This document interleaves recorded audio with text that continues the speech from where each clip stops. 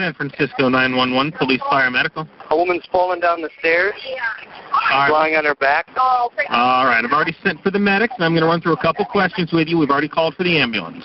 On June 12, 2010, Miss Feldmeyer was a patron at the Red Devil Lounge at 1695 Polk Street in San Francisco, California, when due to a multitude of factors, fell down a flight of stairs, causing her to sustain severe injuries. A team of experts, including safety, human factors, 3D forensic, and lighting, were brought together to analyze the conditions of this incident area. Over a 2-day period, the lounge was laser scanned to create a forensically accurate 3D model of the property, including the location of the accident. This model, along with a site visit performed by each expert, allowed the experts to work together, and at the end of their analysis, all agreed that the incident area is not only a dangerous condition, but directly led to the accident that caused Miss Feldmeyer's injuries. One of the first issues discovered was the condition of the first step at the top of the stairway.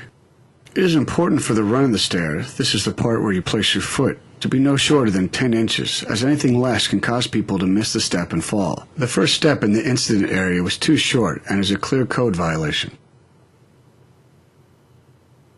The stairs, wall, even handrails are all painted or colored similar shades of black, thus creating a contrast issue for visibility. The human eye works best when there's high contrast, like dark ink on white paper. This photograph, taken with a digital flash, illustrates the lack of contrast in the incident area. By adding a contrast strip, even poorly maintained, makes a significant difference in creating a contrast the human eye needs to properly see in dark places. By adding a simple, inexpensive striping along the stairs, increases the visibility of each stair to be seen by the patrons of the Red Devil Lounge. Another dangerous condition in this area is the lack of code-approved handrails. These stairs only have a handrail on the left side when viewed from the top. People tend to stay on the right when walking up and down stairs if there are people coming in the opposite direction. The patrons heading down the stairs, the handrail on the left becomes useless, leaving them with no viable alternative to safely head down the stairs on the right. The narrow stairs, which also violates building code, makes it difficult to place the handrails on the right side for the patrons to use safely. The only handrail on these stairs also fail to meet building code, as they are several inches too low to the ground and start at the same time as the stairs, not allowing patrons to securely grab the rail before they have to descend the stairway. With the handrail painted black to match the black walls and being lower than what people expect, they may use the mezzanine guardrail and wall as a handrail, as they are actually the proper height for a code-approved handrail in this area.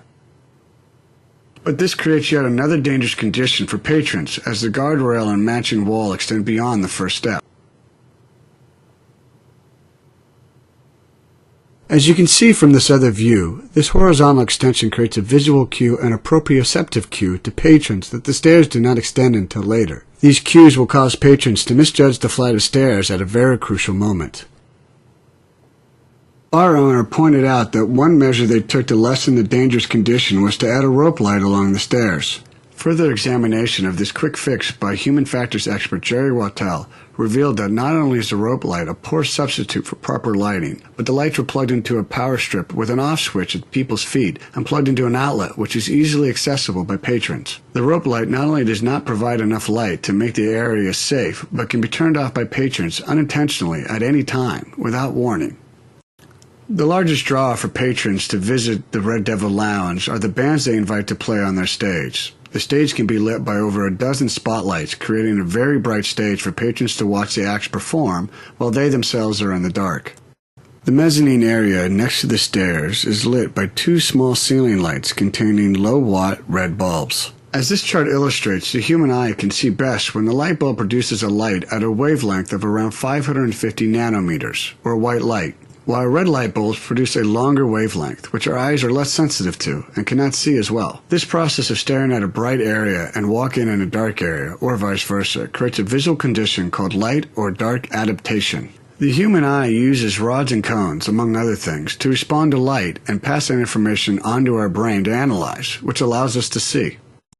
When a light source becomes super bright, like stepping outside in the sun after being in the dark, the rods in our eyes become overwhelmed and send too much information to our brains, which cause us to be blinded by the light.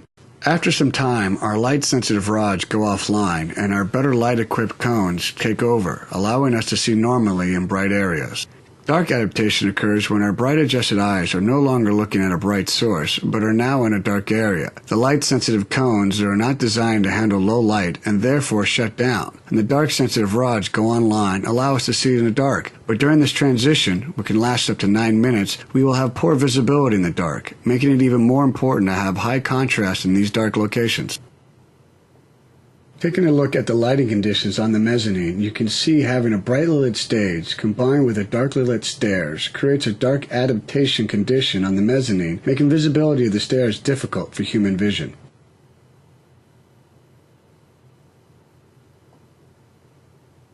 Although this area is filled with many code violations and dangerous conditions, several simple steps can be made to not only make this area safe, but allow the owners to maintain a dark lounge appeal. First, moving this non-load-bearing wall about 6 inches will allow the stairs to be wide enough for patrons to safely head up and down the stairs and meet San Francisco building codes. Adding contrast stripping to these stairs creates the contrast needed to better see the stairs in either direction, even in low-light conditions. Adding proper handrails that are at least 34 inches to both sides give the patrons extra assistance they may require to safely descend down the stairs from the mezzanine.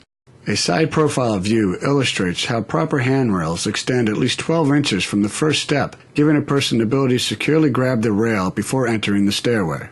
A simple adjustment of making the first step at least 10 inches long gives patrons a safe place to plant their lead foot when entering the stairway. With proper handrails that extend past the steps at the proper height, patrons using the guardrail as a handrail will occur less frequently.